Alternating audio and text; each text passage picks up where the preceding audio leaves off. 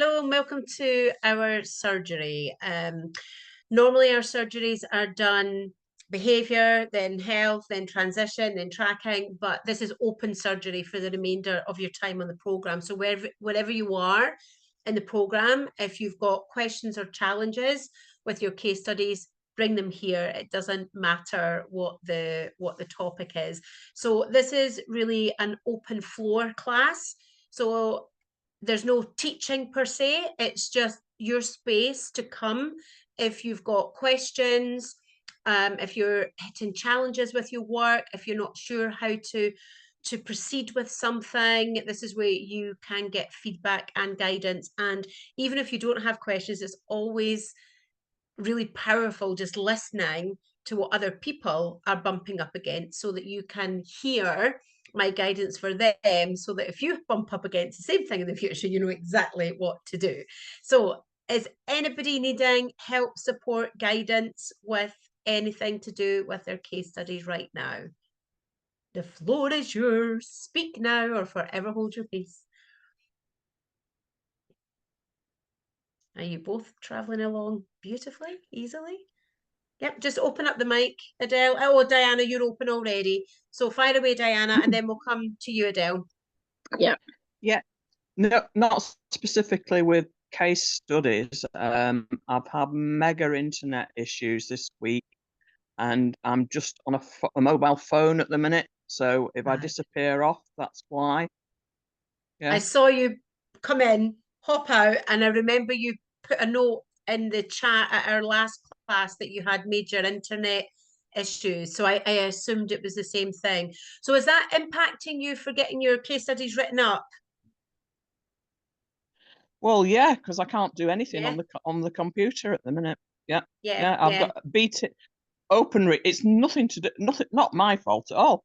OpenReach are supposed to be coming out in the morning, so fingers crossed they can find out what they've messed up, because it was fine until yeah. So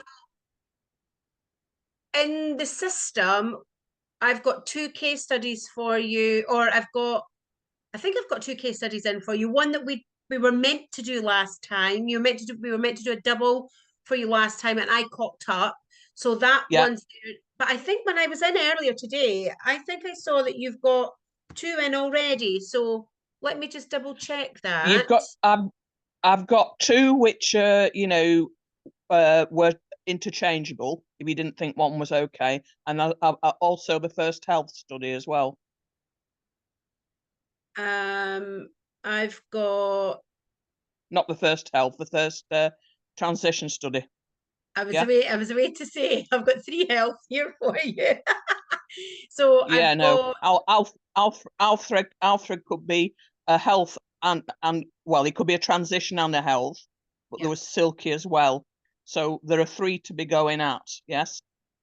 So I think I'm only seeing two. I just want to make sure. So I've got. Well, you had what you had one before that you were meant to have done before, but you didn't, which was Silky. So that was health number 3. I'm just going to check I've got the right names. I don't see the names on them until I open them up. So that's Silky. Yep. So that was the one where I cocked up. I got you and Christina mixed up. So I've got Silky here waiting, and then I've got health 4 stroke transition. So it could be one or the other, and that's for Alfie. Yep. Yep. Okay. Yeah. So that's what. So we can still go ahead with our call. This week. Yeah. So even though your internet's down right now, we can still go ahead with the call, and because you're on your submission pattern is fortnightly, so that should, fingers crossed, toes crossed, that will give you enough time. It's not like we're expecting one from you next week. If you get one in next week, but fine, I mean, but we're not expecting that. They don't need much tweaking, fortunately. I was a bit ahead of myself. Yeah. Doesn't that pay off beautifully? So such a pain, though.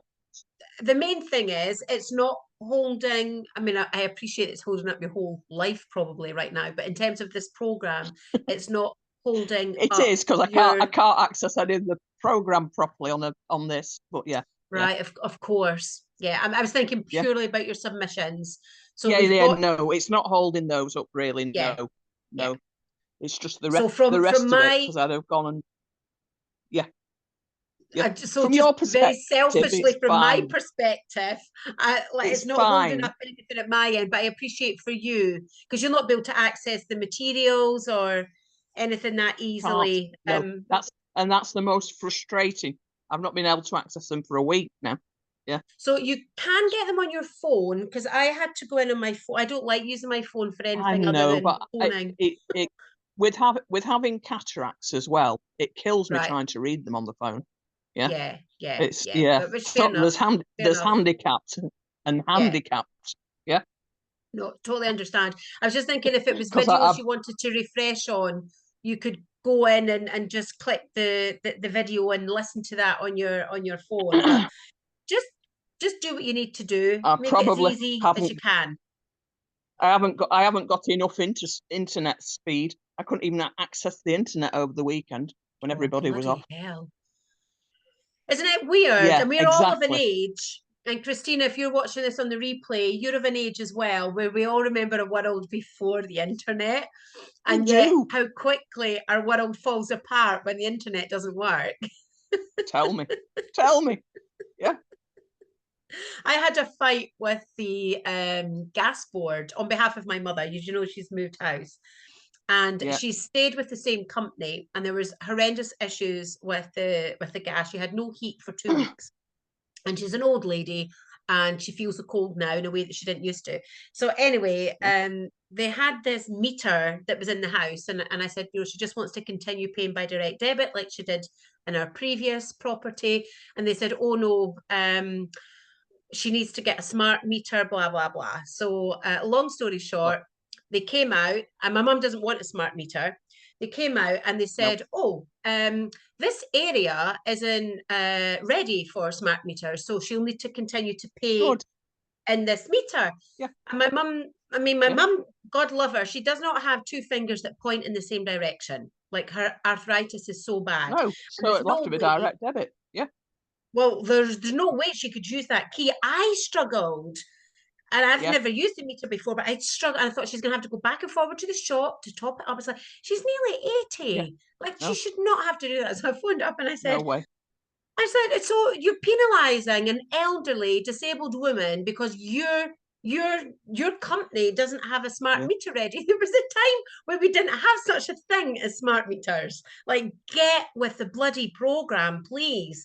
So they Yeah. eventually conceded and allowed her to have some other thing which would allow her to pay by direct debit. But I'm just like, oh my God, we had a world that operated without Yeah. internet at some point, you know. The joys, the Well, joys. So, I wouldn't have a smart meter at all. You know, a lot of these fires have from those. well, I just think The about the amount of Wi-Fi that you're putting around Yeah, your house. That's well, what that bothers me. that too, but the conductors in them have been responsible for a lot of these house fires. Apparently, Really? they just combust. They just combust completely from inside and take the whole lot up with them. Oh, geez, right. I Scary. didn't know about that. Thanks for the cheery update. But she's not got a smart meter, and she doesn't have to have one after me having a wee rant on the phone to them. Good. But yeah, it's just the way the world's going. It's not ideal in so many ways. But for you, my lovely, I appreciate that this has been a monumental nightmare for you in all walks of your life, not just this program. From the submission side, you're still It's on fine. time with Yeah, the timeline. So I from am. me, I'm not panicking about the timeline or worrying about the timeline because you're still in the timeline. So that part's good from my end, very selfishly. Yes. So just do what you can when you can, because you're not going to be able to do anything other than that if the Wi-Fi is not working. So just keep us posted, okay? I will. And you didn't have to spend a total of over 8 hours on hold to your broadband provider before you got through either. Oh, well, I know with that gas company, and that was part of my complaint. Every single time I made a phone call, which was just about daily, I was on hold for in excess of 1 hour on every single phone call for them to tell me the same information and for it not to move the situation forward. Yeah, yeah. And you're never going to get that time back. Your 8 hours, that's just, Well, yeah, I got down to position 3, cut me off. Position 2, cut me off. Position 1, cut me off, and then tried yeah, again the next day. And I was so surprised when I got through, I nearly dropped the phone. yeah, Yeah, but then they yeah. promised it would be sorted within 24 to 48 hours. That went and came and went, no chance. And then I got a text from Openreach saying they're coming in the morning. Good. But that will So be I'm with four BT as days. well, and they have a way that they can check it at their end. They can do a fault line check and all that. But That is what the my nephew works for them, yeah, and that is what they've cocked up because we're right, being forced to swap from one provider to another, right, and whatever Openreach has done has completely screwed up my internet and phone. So it's what they've nightmare, done. nightmare. Mm, As I say, I yes, think not I think not a internet happy and bunny. no, I don't Yeah, blame never you. I mind. think internet and cars, internet and computers are like cars. They're great when they're running, but when they stop, the whole world just grinds to a painful, slow halt. So we'll keep our It fingers does. crossed for you, Diana. Fingers and toes are crossed. I hope that gets fixed tomorrow when So they do come I. around. Yeah. Okay, Adele, what do you have for me, my lovely? Can I just say today, is there a library close to her? Because I have trouble with the internet and stuff, Oh, and of I go to the course. library, and because you can get on that for free, and also I attend everything that I do on Zoom on my phone, which is always fine. I don't have any, you know, major issues just because it's a phone. It works. I find it works. It Mm. works fine. I, So you yeah. you've clearly got a really good signal. I'm out in the sticks. I No, haven't, no, no. and I live in Norfolk. It's crap. yeah, If I go in and another room, I I'm virtually housebound, so no chance of oh accessing any library. yeah, No. oh that's, yeah, Yeah. Good shout though, Yeah. Adele, about the library, for just for Yeah. future. I appreciate for For you, no yeah, Diana, it doesn't for work. normal people, yeah, Yeah, quite. yeah, for yeah. Yeah. your situation. For But normal people, yeah. yeah. I remember when you said that, Adele, when my ex-husband and I divorced and I moved out the family home and I didn't have internet and things set up. I still had my business and I ran my business from the local library. That's what I had to do. Because Yeah. there was no way I could, I could keep up with everything. So good shout if you're able, but I appreciate for you, Mm, Diana, mm, that's mm. not where you are right now. No, sadly So not. And no, why I remember, have we heard anything more from Valley? What's no, happening there? no No. updates. I wasn't, I knew that I wouldn't be able to reconnect with her over the weekend. Rachel, because she knew I couldn't connect with her, she was hoping to connect over the weekend, and I haven't heard from Rachel. So there's no further update since her class on Thursday. So that's Um, just where it is. There's just a bit of a plateau just now. I've been, since that's happened, I connected with her every day since the last, about 3 4 days, and early in the morning, and try to encourage her to go to the stream or the elk, and she's so petrified she ain't going to move. Because I Oh, then the really? next day I said, where are you? And then I then while I was walking, this is when I've been walking FIFOS early in the morning, about 6, and I said, right, we're now out, we're walking, are you going to walk and stuff? And she does, and then she freezes, and then I thought, well, whether this is correct or not, I don't. This is where, like,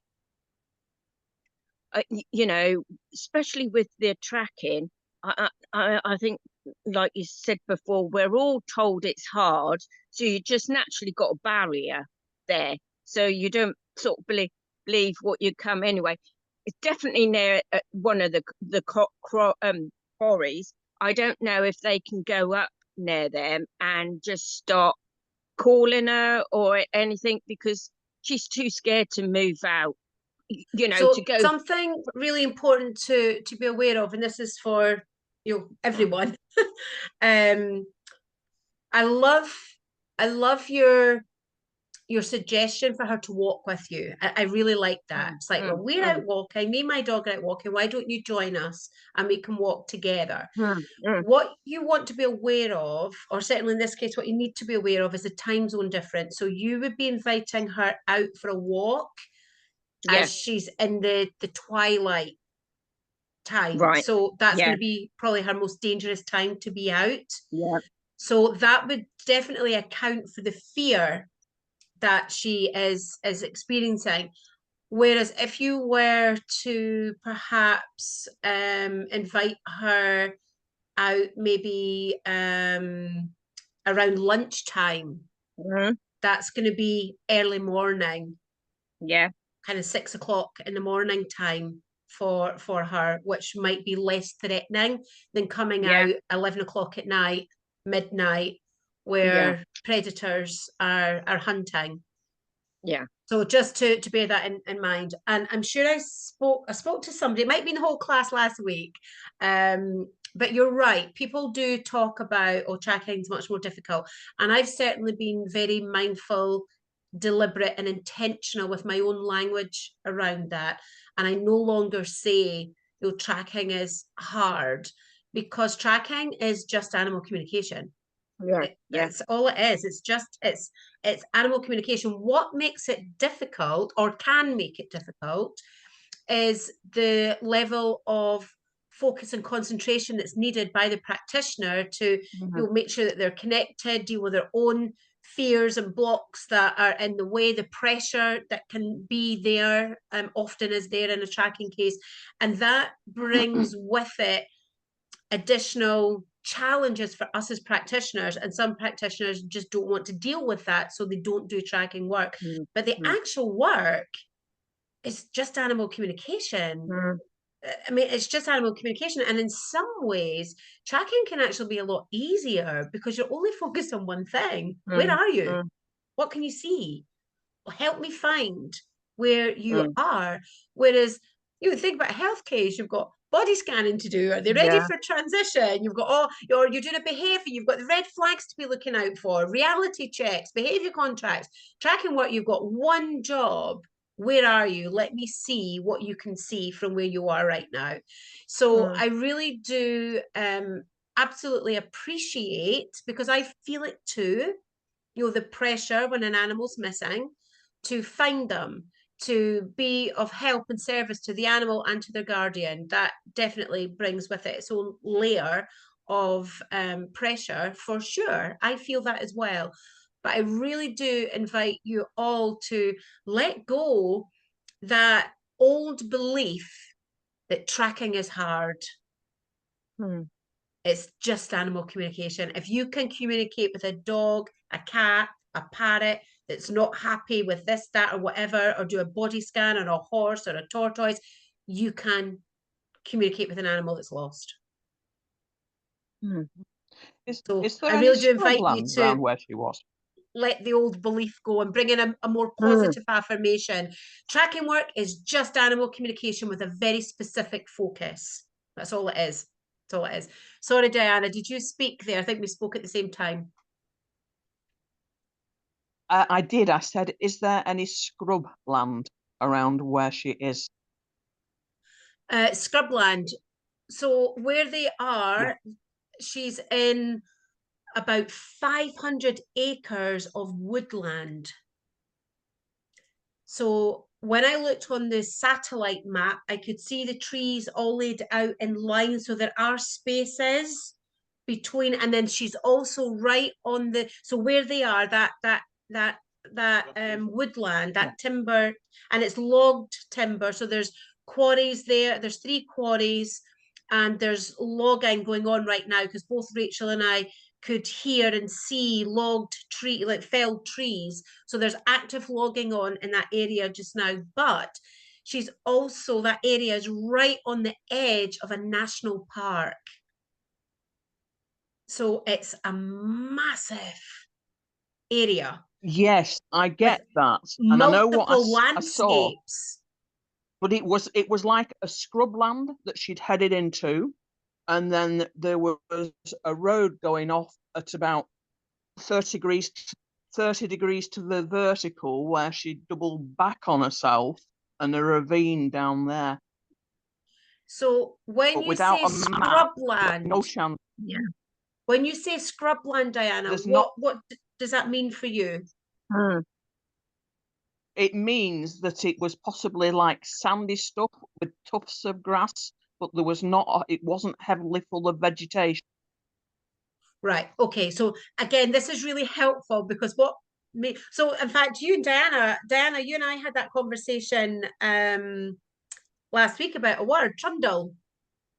So it's just been really clear what something means to you. So I would have thought sparse vegetation. So when I looked at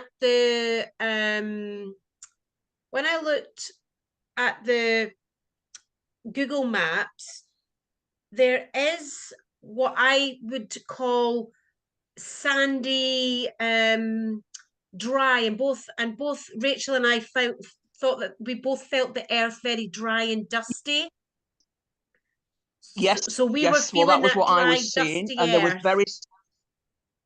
very sparse. There was very sparse vegetation. Sandy would come to mind, and she'd like sort of gone vertically through that, and then there was a track off. She showed me that was at like 30 degrees to the vertical, coming back on itself, and down there. Looking at the map, what I can do is off. I can post the address into the Facebook group so people can have. I'm not very great with Google Maps, but I did manage to find it. And there is a highway near where she is. I believe that she's gone out the back of the house, so the opposite way from the highway. That makes sense to the Guardian. But where I'm seeing her now and where Rachel is seeing her now, she needs to either have crossed over a creek or crossed over that road.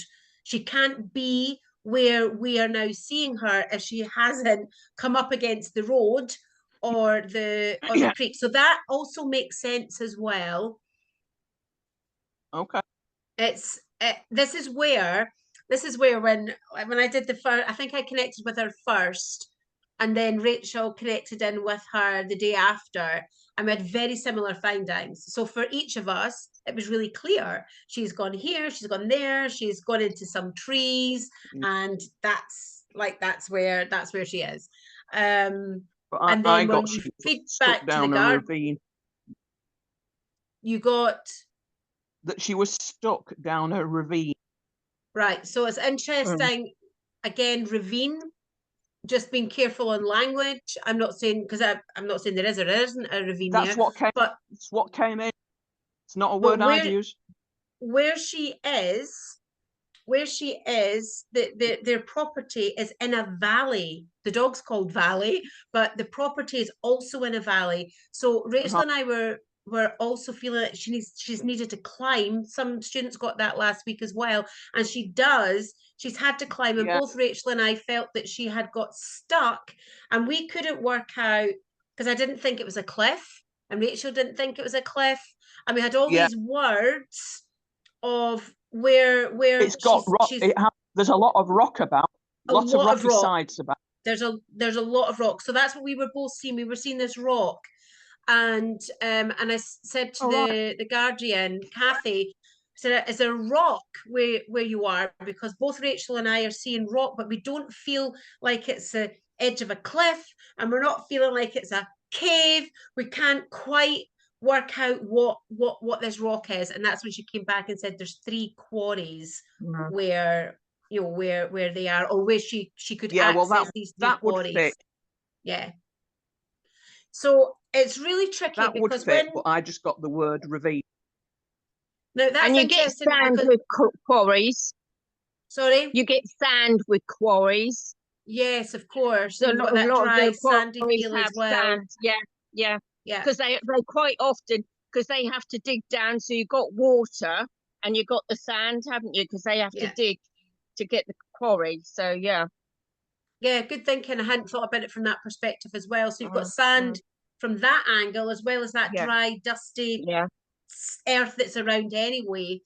So yeah, it's quite interesting because I'm really glad I'd said to Kathy, the Guardian, when we had our first feedback call, and I said to her, it's really important that you're aware that when we share information with you, it feels very clear to us as animal communicators. You know, the information's come in, you know, really clearly, solidly, the imagery is clear, that, you know, and we can get excited about what we're finding, and we've got a clear path. And in our mind, as the animal communicator, it can be really clear, you know, she's gone here, she's gone left, she's gone right, she's gone straight ahead, she's gone up, she's gone down, and she's here. But for you as a guardian, with your feet on the ground, you're now having to find that in whatever space and location you're in. So I'd already said that to her. So when I said about the trees, she said, we live in 500 acres of timberland. I was like, oh, holy fuck. Good luck on finding the trees that she's sitting under. So this is where, and I'm not laughing at the situation, this is just the irony of this work, that it can feel really clear to us. Like, it was really clear for Rachel, it was really clear for me, but when you take that, it's like a little drop in an ocean. And that's the Guardians having to kind of grapple with that. You know, we both said, you know, she went into a clump of trees, and that's where, you know, that's where she first went when she was missing. It's like, okay, clump of trees and 500 acres of woodland. Yeah, so it's a tricky one for sure. But it sounds like the key pieces that you've got there, Diana, are relevant and match what's already come. Well, I was really knocked and frustrated because I thought if I had a map, I could pinpoint this. Right. But So I'm going to put and I'd lost all my ruddy internet, so I was Ah. really, really peed off. Yeah. I'll put the address in so that you can have a look at the Google map, the satellite map, whatever works best for you. And I like a printed out map so I can dowse on it, and I don't find it easy to do that using my phone and stuff. So I just did some dowsing without like not dowsing over a map the way I normally would, and I just asked to give me a guideline of how far she is now from the property. But yeah, it's a tricky one. It's a tricky one for sure. And she's now been missing 4 weeks. Yeah, four weeks on Friday. So that's a month. That's a long time. But I believe that she's hardy, she's tough, and she's got, instead of street smart, she's got wilderness smarts. And that's what I believe is keeping her alive right now. So yeah, and when I said to Kathy about that, I said it feels to me like she's got like wilderness smarts. And I also said to her about coyote, because I'd got that in but I didn't. Anyway, it doesn't matter. It's all in the class. If you haven't seen it, it'll be on the replay. But when I said to her about coyotes, and I checked whether there was coyotes there, she said, because she sent me a very clear image of a coyote. I do not believe a coyote has taken her, but she showed me an image of her being taken by a coyote. But I didn't believe that that's what had happened. So anyway, Kathy said, no, that's absolutely spot on, because she invites the coyote to play. She plays and teases with the coyotes, and one of them picked her up by the mouth, and she's got piercings on her face from where she was picked up by the mouth, and the family had to get the coyote off her. She said it was like proper dangerous. I was like, okay, so she is hardy, but she is very aware that whilst she's engaged with them in that way in the past, she's very aware that they're a threat to her now, as she's missing and can't find her way home. So I got the impression that they couldn't actually access to where she was, to be honest, at the minute. You got the impression that what had access to where she was? The coyotes didn't have access to where she currently is. Yeah. So she's found a safe place, and it makes sense with Adele saying that she's scared to come out, because I believe where she is right now, she's safe. She's found a safe den, and you know, she's a little dog anyway. I don't think the coyotes would be able to get down and into where she is. No. They could maybe dig her out, but I don't believe she's been spotted, found, or scented by I the think coyotes yet. she's a bit too far down for that. Yeah, she's definitely down, and you got that as well, Adele, didn't you? That underground feeling. Mm. And of course, Adele was saying, "Oh, I'm making all this up. If she was underground for a month, she'd be dead by now." And it's like, well, I got No, the I don't same. think so. She's found an underground den, and that's where I believe anyway that she's hiding out, and she feels very safe there. And that's why I don't believe that, you know, the coyotes are sniffing around the entrance or anything like that. No, I don't think they can access it. I did wonder sort of how accessible it was for drones to fly over. Yeah, we talked Oh, about that's an that in the idea. class. I actually I Mhm. feel bad. I meant to text the Guardian because we talked Mm. about cameras on the call, Mm. and I thought about drones on the call, but you know what calls are like, the conversation goes off and I forgot to mention it to her, and then it came up in the class. Thought, right, I must message her and see if there's an opportunity, or you know, if there's probability that they could And get a drone out. just see, is there anywhere around there that they actually call a ravine, like something ravine, rather than Good something shout. quarry? Good shout. Because this is the thing that came up for me as It might well. have a I name. got the That word might be what coyote it's like known as. really, really clearly. Now it turns out that the area is a coyote area, but when I researched to see if it's a coyote area, what came up for me was a whole list of links to a restaurant called Coyote Restaurant. So Yeah. it's just working out, is it an actual ravine? Is it an actual coyote? Or is the and I mentioned it to Kathy. I said, please don't be alarmed when I mention coyotes. I do not believe she's been taken by a coyote, but I did get the word very clearly, and I see there's a restaurant 10 miles from you. That's manageable for her to travel 10 miles. You know, she's super fit, healthy dog.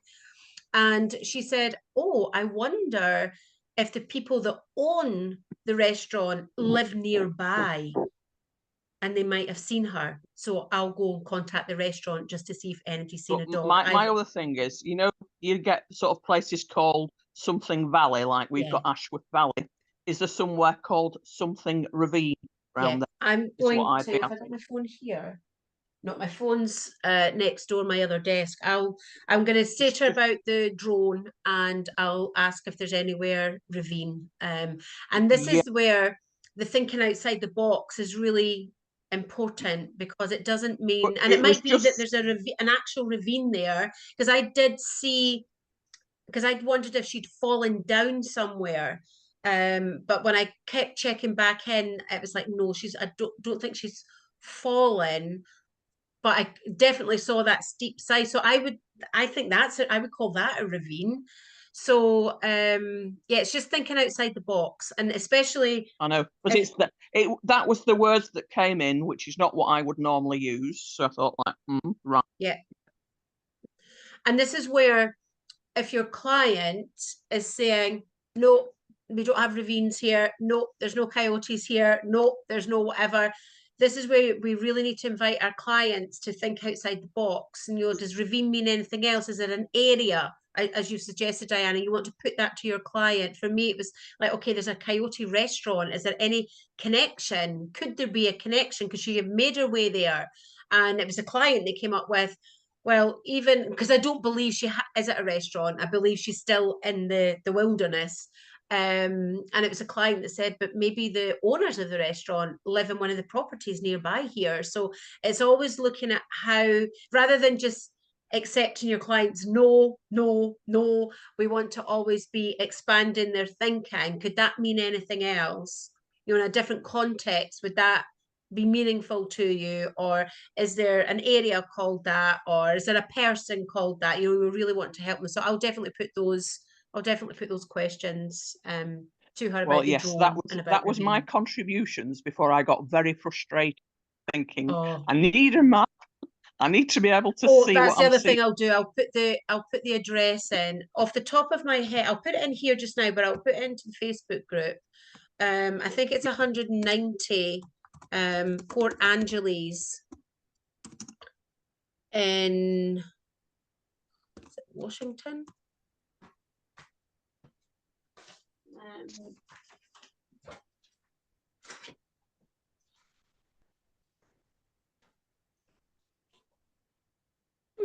My tracking book's gone. It's not where it should be.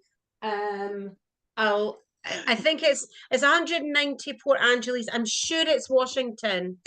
But I'll double check that. And it's beside the highway, because that came up on the Google camera, highway something or other. I was like, oh my God, I don't know if I'm in the right place, but it is the right place. But I'll double check that address and I'll put that into the Facebook group. Interesting. Okay. And you note after me saying I wasn't doing any more tracking. I'm like, look how well you did. And this counts as your first tracking case study, and you don't need to write it up, you don't need to send it, and you just get an automatic pass because you've done the work. We've had feedback. I can see that you've got key pieces correct. That's good enough. That's good enough. When you're helping out in a real live case like this, that's an automatic pass for you. So that's you both got one tracking done. So sorry, Adele, you were speaking there. Yeah, is the County Restaurant near a quarry? I don't know.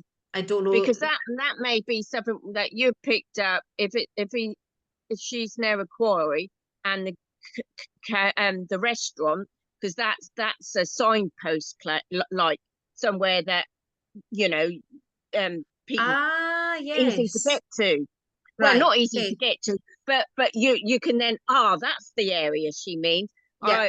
Because she said there's 3 quarries. I'm just thinking now. Did you get a Coty Restaurant, because that's the closest one to where she is. Yeah, I love that. So this is where, again, you're thinking outside the box. We're looking at what could that mean? Yeah. Coyote Restaurant, what could that mean in relation to the search? And it might be that Coyote Restaurant signposted, yes, and there's a quarry nearby that. Yeah, I love that. Because I know when people give me instructions, they go, oh, this street and that, and I was like, that's no good to me. Just give me a location somewhere big, well known, that I can then see, and then I know where I am. Like, for instance, say the City Hall or something like that, or the marketplace, rather than say you go down this street and that, because I say when I get stuck, I just say to somebody, where's the City Hall? But right. Did you get that word in, because she knows, or she went past that because she had some food from the restaurant on the way, and she knows that's quite close to where the quarry is. Yeah. And it's all of these things, thinking outside of the box and always allowing your client. And what I always say to my clients is, especially if there's more than one animal communicator working on it. So Rachel and I are doing this together. We're both on it. And I asked her permission to bring it to all of you, and she was delighted. And I also updated her and said, you know that I can't work with Valley over the weekend, but the students have said that they will connect with her. So she won't be alone this weekend. So she was really grateful for that as well. But what I always say to clients is, especially if there's more than one animal communicator, be open to all the feedback, but listen to your intuition. So if you were feeding that back to your client, Adele, you want to remind them, you'll just trust your own intuition. Is that possible? Is it likely? Is it probable? And if it is, great, follow it. And if it's not, just let it go. It's just a suggestion. We've got this name. Does it link in any way to the quarries? And you let your client decide that. Otherwise, 2 things happen.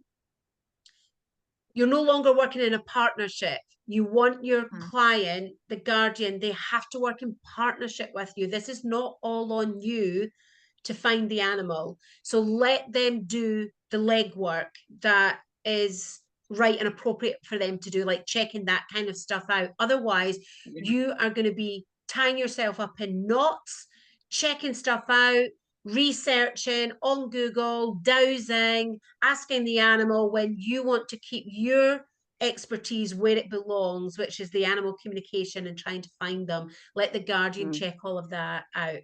Now, you'll see in the chat, I've put the full address in there. I forgot the actual street, which is Arcadia Place. And when I say street, it's a highway. So that might give you some extra pieces that you can work with. Okay, so tracking aside, is there anything else that either of you need help with?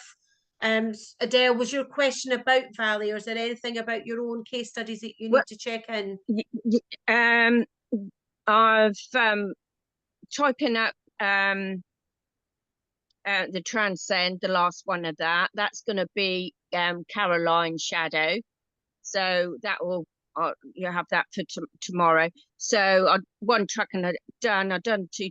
So I've asked a couple of people for tracking, but I hadn't heard anything from them. So just in case, if I don't get anything back. So can I just stop you? Can I stop you and just make sure that I'm following you correctly? You've put Shadow in that. What case study? I'm about to put Shadow in. That's going to be Transcending after. Is that your third? Yeah. Yeah. So when Shadow comes in and we have that call on Thursday, you're now into tracking. You've done one. Yeah. This counts. Valley counts as one. Don't bother writing it up. Just don't write it up. We've had the conversation here. I'm happy with that. Now you've got 2 tracking left. Yeah, I've done another one. Oh, you've done one. Okay, so you've now got 1 tracking left. Yeah. So here's your choices, because you do have choices. You can either set up a remote tracking experience with somebody else on the program or a friend, doesn't matter who, and it literally is synchronized watches that you set it up where somebody goes on a walk or a hack somewhere with their animal. You've got the picture of their animal and you know that they're leaving at 10:30. So at 10:30, you're asking that animal to describe to you the walk. And you might say to the person, you'll just be out half an hour. You don't want them out for 2 hours, then you're going to be stuck there for 2 hours. But like a 30-minute walk, 30-minute walk or hack. And then you're asking the animal to show you what they see and then follow the route and then just compare notes with the guardian and see how that goes. That counts as a tracking case. It's really good practice for tracking. So you can do that, or you can email the office and you can ask Louise to send you a photograph of Timmy, and then you can do a tracking case with Timmy. That's a real tracking case. It's what we call a cold case now because Timmy hasn't been found. So one of the questions, in view of how long Timmy's been missing, one of the questions that I definitely want you to explore with Timmy, if you choose that option, is do you believe that Timmy is still in his physical body? So you want to find out the route that Timmy took. That's the first piece. What route did you take? What happened when you went missing? He went missing, I think he'd been seen in the early hours of the morning and then didn't come back to the house. So what happened? What route did you take? Where are you now? Are you still in your physical body? That's your 3 questions there, Adele, if you want to do the live case with Timmy. Or you can do a virtual remote viewing experience where you set it up with somebody who goes out on a walk with their animal. So you've got choices there. And then that will be your final case study, and that will be you finished and you'll be ready for your final 4.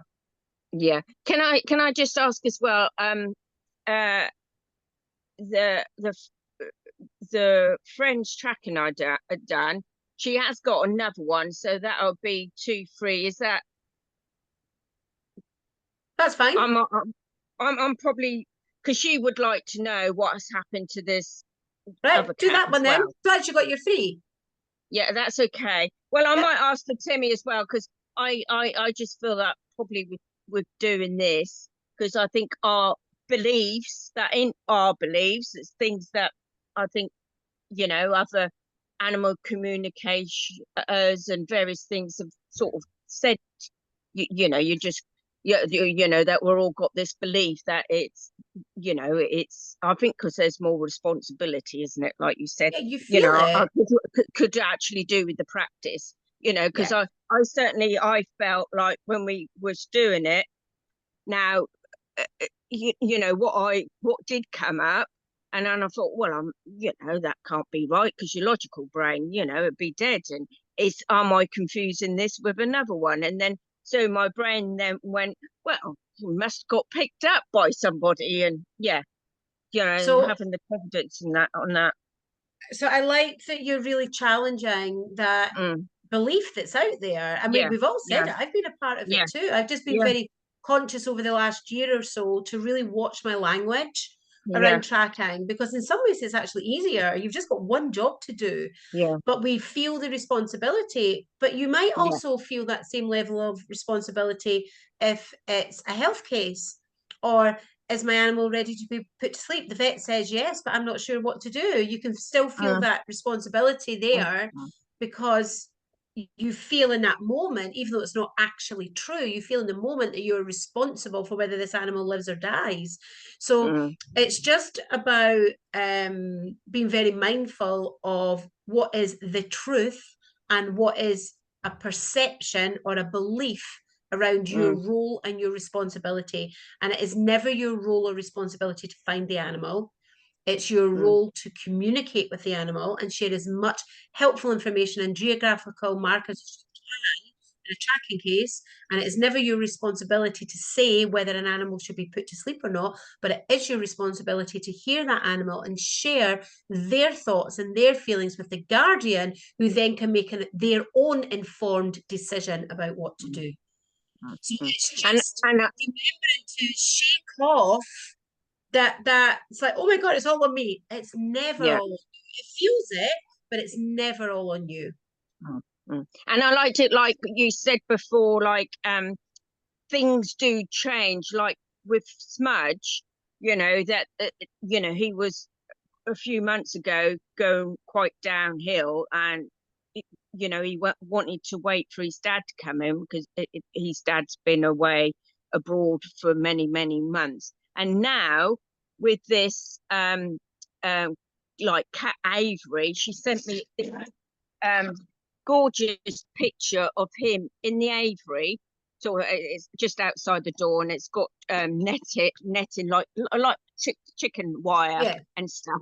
And he's on a ramp sunning himself in there you heaven, go. you know. There you go. And There's then, the you know, evidence. yes, you know, that the fact, like, well, it could be as soon as what, you know, the time zones can change and things do change. They Yeah. do, they do.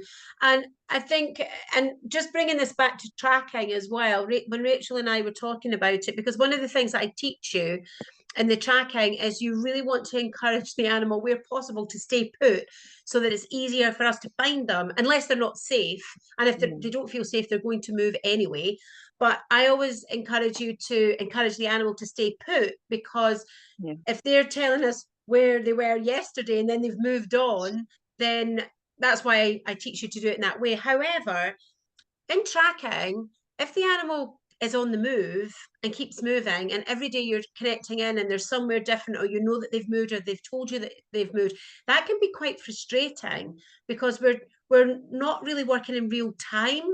And then by the time we pass that to the guardian, the animal might have moved again. So we can always feel like we're one or two steps behind. Mm. But here's a nice way to reframe that, because things in those scenarios are always changing. And if the animal is on the move, then it means the animal's alive. Mm. And Yes. that's something to celebrate. So, as you were saying there, Adele, things change. Yeah. And bringing it back to tracking where we started the call today, when the animal's constantly on the move, as frustrating as that can be, because it's harder for us to find them because they're always moving, it does also mean that they're still alive. And that's a celebration. Mhm. And that's Mm. what you would want to share with your client. You know, if they're like, oh, for goodness sake, Sarah-Jane, you sent me here and I went there and it's not there, and then you sent me here and then you sent me there, and every time I go there, and even worse, you know, I went there and I saw signs that he'd been there. I saw fur from his coat and a barbed wire fence, all that kind of stuff. And then rather than buying into and supporting and inflaming your client's frustration, you just say, wow, isn't that amazing? He's still alive. So there's still hope. Yeah. And Yeah. I'm sorry it's a wild goose chase, but he's moving because he's scared. He's moving because he doesn't feel safe staying put. But the evidence is that you know that he's there, so you know the communication's accurate, and we know that he's alive. They're things to celebrate. So you just want to always not buy into your client's drama. And I'm not saying the drama isn't warranted, but if you buy into your client's drama, then you're both in drama and you're not in the best space to do the work. And that's why I often say to you all, you know, if your client's like, no, just keep it light. Keep it light. Don't buy into that by saying, oh, I must have had a bit of an off day, because you're just going to put their confidence in you right down. You know, it's going to drop. Whereas you keep it light, and always not giving false hope, because I don't believe in that, but always coming at it from the most positive angle that you possibly can. Because if your client's in a bad space, then you don't want to encourage that or support that. Your job is to, you know, stick with facts, data, not drama. Yes, he keeps moving, but that means he's still alive. Well, that's great that you went there and you didn't find him, but you found fur. That means that he was there. That evidence is that my connection with him is strong and the information that he's given me is solid. Great stuff. That's the approach that you want to take. Okay, great call, everyone. I'll see you at the next live class, whenever that. Oh, it'll be next Monday. Accountability. That will be the last weekly accountability call, and then we'll move these surgeries into that Monday slot. And we'll be nearly finished then. So if you're stuck at all ever, you know where I am. Please don't stay stuck. Reach out. You're all right at the finish line, and it's super, super exciting. Okay, I will see you all on Monday. If I don't see, well, I'll see you in your calls. I'll see you in your individual feedback calls, and assessors calls for Diana when you've got assessors calls. So I'll see you in those places. But do reach out if you need me in the meantime. Okay.